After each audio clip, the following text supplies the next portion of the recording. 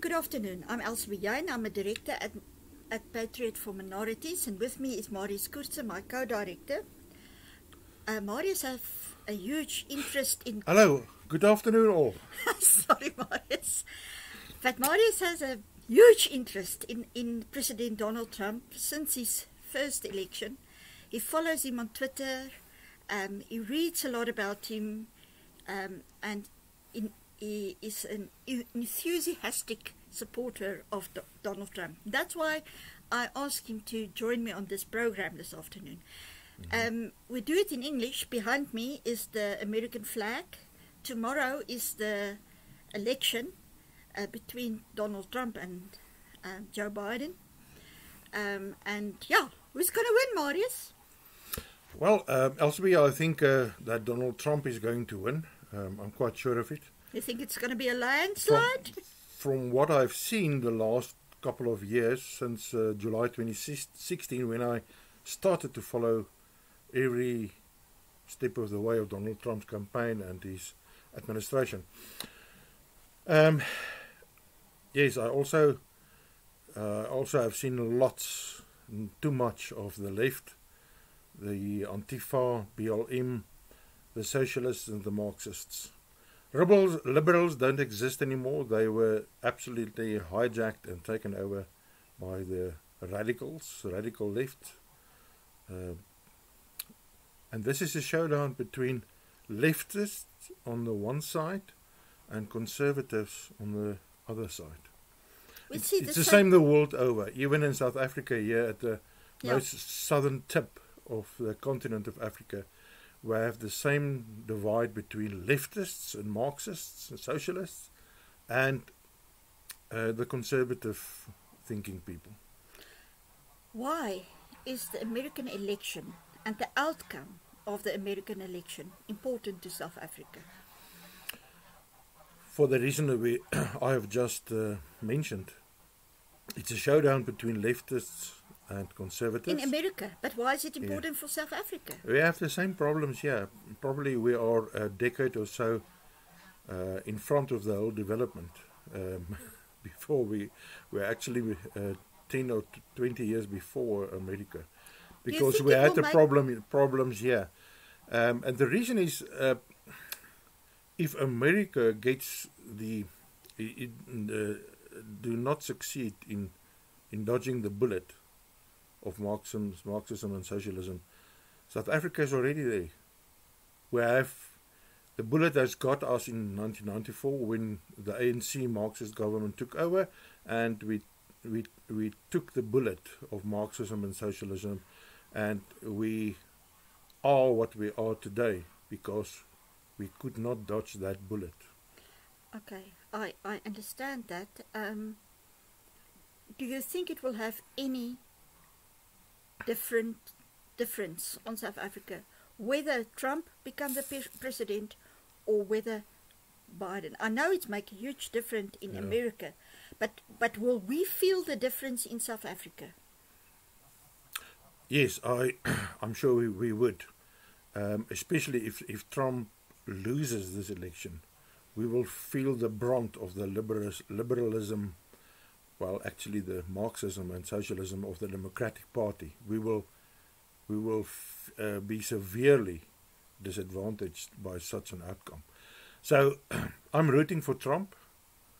From what I've seen, I'm quite sure that Trump would win comfortably. Biden and the Democrats and Kamala Harris is bankrupt of ideas. They don't have actually working ideas except socialism and Marxism. And Donald Trump has also in 2018 signed into law a statute that curbs governments the world over which oppresses minorities and ethnic minorities right over the world, and also give the necessary authority and power to American forces to intervene if such a scenario would arise. Also, Trump has issued specifically instructions to Mike Pompeo, the Secretary of State, to keep a watch over the situation in South Africa, specifically pertaining to the Afrikaner ethnic minority and the farm murders, which is such a scourge here in South Africa. Well, that is actually good news. We know that an American president can only serve 2 terms. His first term is over now. If he's re-elected, he will be serving his 2nd term. Do you think he will pull the stops because he don't have to worry about the next election after this 2nd term? I think he would. Until now, he always had to worry about the 2nd term and the re-election. If he wins now, there's no such worries anymore, and he can really make use of the next 4 years up to the fullest and pull all the stops to bring on the changes that he wants to, and to also drain the swamp of the ingrained corrupt system politicians that has been there, like Biden, for 47 years and actually has nothing to show for it, but huge personal benefit from, not from his salary, but from all the contacts and side benefits from being a senator of the United States. You earlier made a mention of socialism, which is a problem in America. What is the problem with a socialistic government? It's so ideal, you get government health. You don't need a medical aid because the government pay for everything. Isn't it a very nice system to have? Socialism sounds very good. It falls like soft snow. It's like marshmallows to the tongue. It's like the softness on the ear. It sounds very good. But in the end, like Margaret Thatcher said years ago, I think in the 70s, she said, when asked about socialism, that sometime or other you will run out of other people's money. And that's the problem with socialism in a nutshell.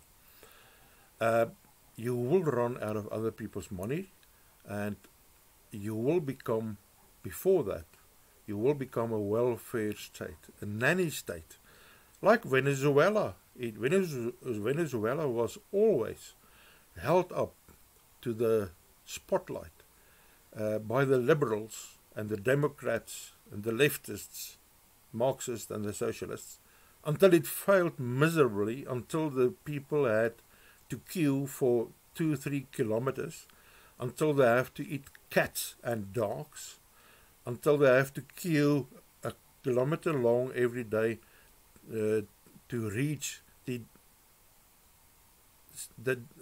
dustbins, the bins outside of restaurants for the throwaway food, garbage, the garbage bins. They queue at the garbage bins. They eat cats and dogs. That's the end of socialism, and it has happened every time. It's only a matter of time. You will end there. But Trump experienced a lot of critique from liberals that he didn't support the Obama health program, which gave free health to everybody. What about people that doesn't have a job?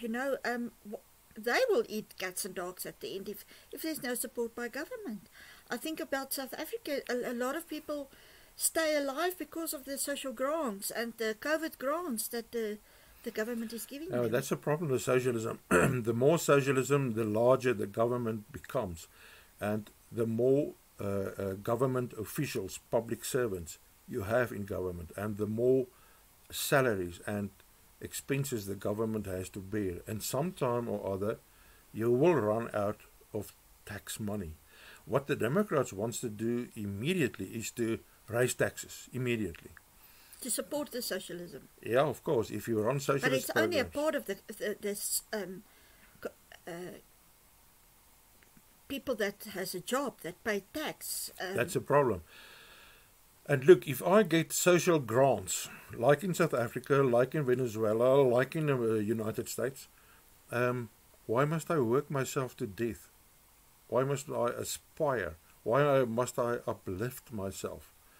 Why must I lift myself up from my own shoelaces, or with my own shoelaces? I can just sit back and let the taxpayer, i.e. the government that collects the taxes, that they care for me. And that's the same with Obama medical care.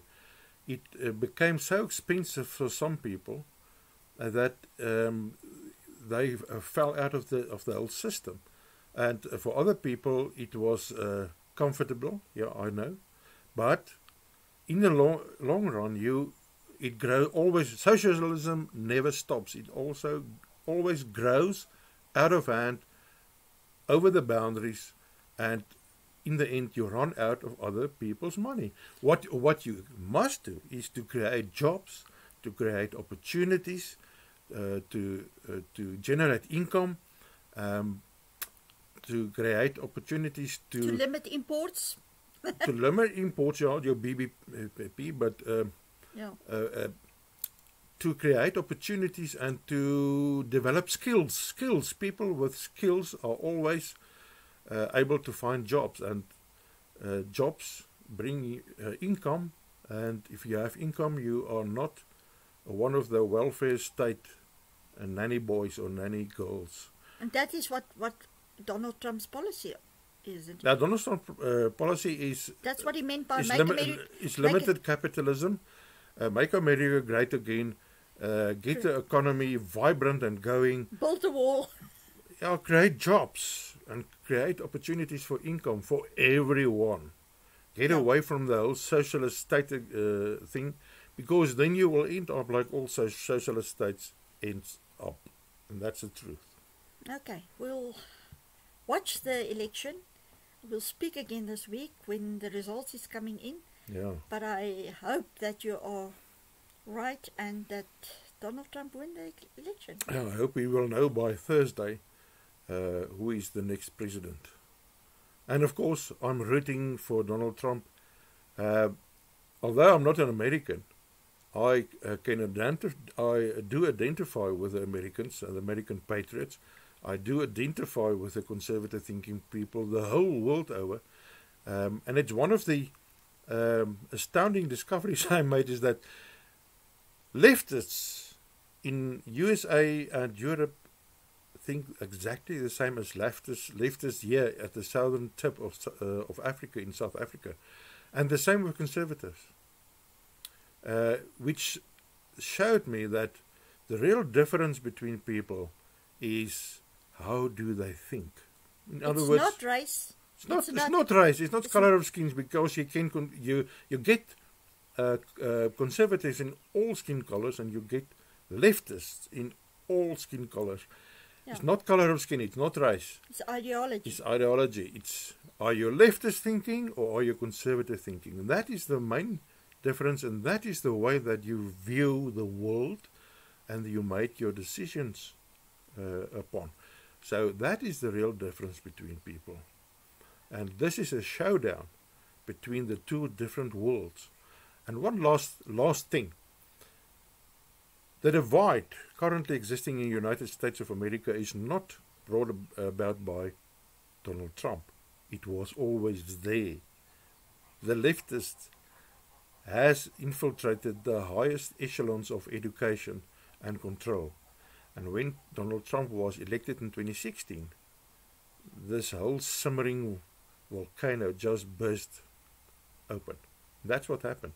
The division was already there. It was just simmering just beyond the surface. And it has now come to the surface since 2016, and it's still going on. You can see it everywhere. Okay, thank you for your time, and Thank you. We'll speak again this week. Have a nice day.